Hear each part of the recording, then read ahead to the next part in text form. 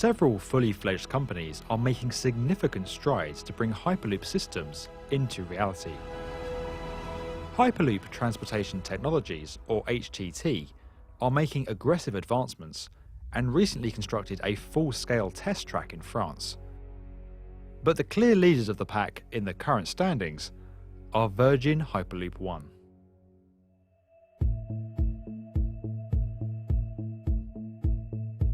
Virgin Hyperloop One are on track to achieve their bold ambition of bringing a Hyperloop system into operation by 2021. Originally formed in 2014 as Hyperloop One, the company was rebranded following a significant investment from Sir Richard Branson in 2017.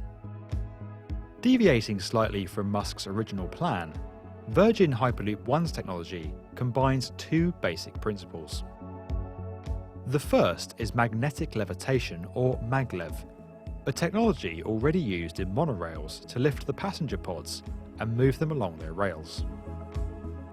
Magnetic levitation uses two sets of magnets, one to repel the train from the track and lift it upwards, and the other to move the floating train along the track at considerable speed with reduced friction.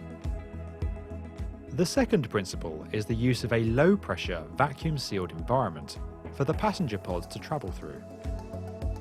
By removing most of the air from the tubes and having no contact with the ground, the pods face little to no resistance as they move. Air pressures inside the tube are equivalent to flying 200,000 feet above sea level. Such an environment enables the pods to reach speeds of over 760 miles per hour using very little energy. By virtue of being in a tube, the system is protected from the weather and can operate in almost any climatic conditions.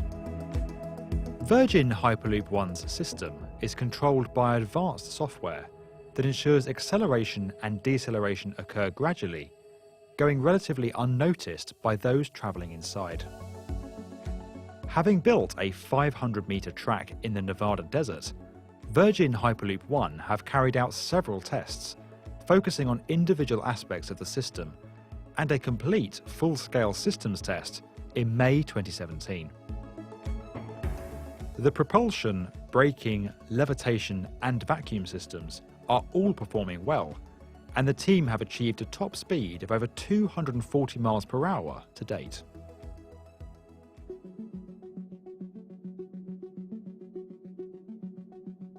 To inform their plans for developing a fully operational network that is affordable for all, Virgin Hyperloop One launched a global challenge to find the routes best placed to benefit from Hyperloop technology.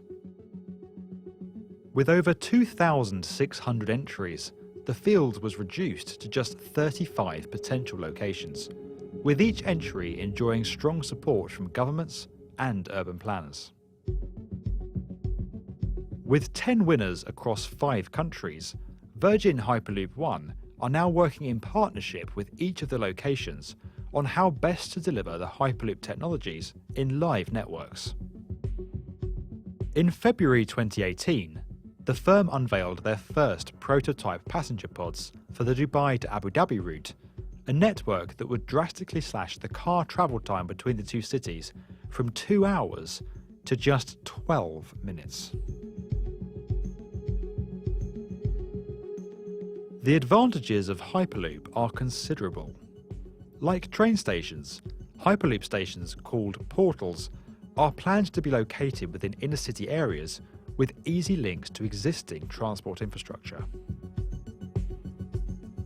This gives Hyperloop systems a distinct advantage over air travel, where airports tend to be located beyond city limits with fewer accessibility options. Additionally, the system is being developed to function on a turn-up-and-go principle, without a lengthy check-in process, and with accelerated, advanced security checks. Another clear benefit is its speed. If Hyperloop could significantly reduce the travel time between cities, it could be possible to live in a completely different city or part of the country from where you work, with a commute no dissimilar in length to the one you perhaps take today. This opens up a wide range of housing and employment opportunities, with people no longer having to live close to where they work. It could also take pressure off our cities, where infrastructure is often still catching up with development, and where house prices have become unattainable for most. With speeds rivaling aircraft, and 9 of the top 10 busiest air routes in the world being domestic, Hyperloop has the potential to completely revolutionise the way we live, work and travel. A Hyperloop system requires very little energy to propel pods through its tubes, as the vacuum environment poses little resistance. As such, the systems could be powered by renewable technologies such as solar and wind, offering a considerably cleaner alternative to air travel.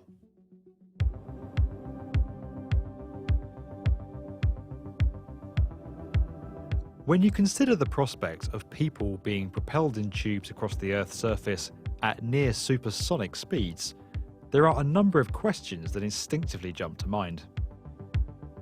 Perhaps the first is the impact of a potential break or breach in one of the tubes, possibly as the result of an earthquake or external impact. Virgin Hyperloop One explained that they have addressed this by constructing thick steel tubes that are extremely difficult to puncture or break. Additionally, the tubes are engineered to withstand changes in pressure and air leaks while maintaining their structural integrity. Theoretically, a sudden influx of air into one of the tubes would simply slow the pods down due to the increased air resistance. The pods could then be directed to the next portal via an auxiliary power boost. There is also the ability to section off parts of the route and to repressurise sections where significant emergencies occur, and all pods are expected to be fitted with emergency exits.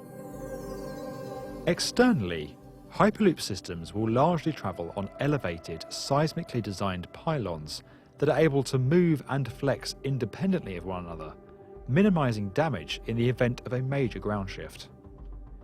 Sensors along the route would instantly report issues to the system's control centre. In answering the natural safety concerns raised, Virgin Hyperloop One also point out that millions of people already travel at high speeds in metal tubes every time they take a flight, and that numerous concerns surrounded the use of jet aircraft when that mode of transportation first came to prevalence.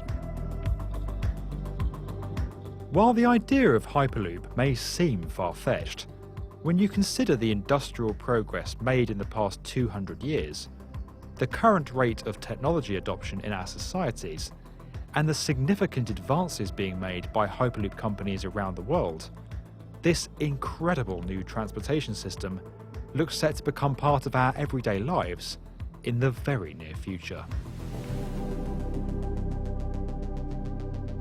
If you enjoyed this video and would like to get more from the definitive video channel for construction, subscribe to the B1M.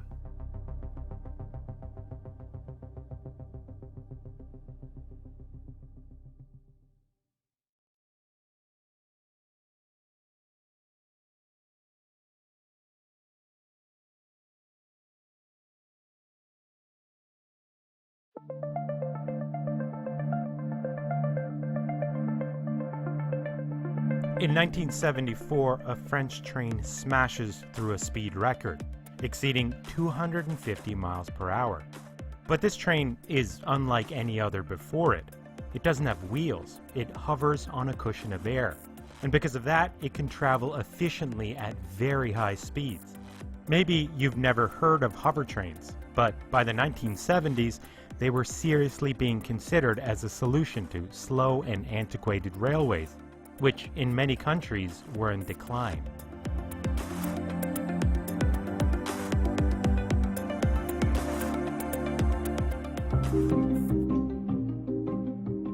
In the 1960s, railways were in trouble. In developed countries, ridership was plummeting and railways were in decline. In Britain, some routes were still served by steam locomotives, and the public was beginning to view rail as slow and outdated. Trains now had to compete with newly built superhighways and intercity air travel. And even Japan's newly introduced bullet train, a technical marvel for 1964, was initially only running at speeds of up to 130 miles per hour. Part of the problem was most rail lines in the developed world were built a half a century earlier. With their sharp twists and curves, they just weren't built for speed. But the trains also had a problem, and it had to do with the shape of their wheels. Train wheels are not perfectly cylindrical, they're cone-like in shape, and this is what keeps them on their track, especially around curves. While the wheels also have flanges, these are really just a backup in case the limits of that conical shape are exceeded. The conical shape of train wheels is a brilliant innovation, but there's a problem. It's called hunting oscillation. At higher speeds, the cone-like shape causes a train to increasingly rock from side to side. The flanges start hitting the track, which increases resistance, making higher speeds inefficient and causing wear and damage. Given enough speed, hunting oscillation can even cause a train to derail itself on a perfectly straight track. This meant that trains essentially had a speed limit built right into their basic design. So in the 1960s, the thinking was that maybe it was time to get rid of the wheels altogether. The French have already built the aerotrain, designed to reduce the running friction problems of wheeled trains by doing away with the wheels. It's called a hover train. By feeding high-pressure air through lifting pads, the train would float on a cushion of air, much like a hovercraft. The track would act merely as a guideway. Without the rolling resistance of wheels, a hover train promised efficiency and much higher speeds. And leading the way for this promising technology was a French engineer named Jean Berton. By 1973, Berton and his team had built a hover train that could carry 80 passengers. French officials and the media marveled at its combination of speed and smooth ride. Berton called his designs aerotrains. Over the years, he had worked tirelessly to develop several prototypes, proving the viability of the concept.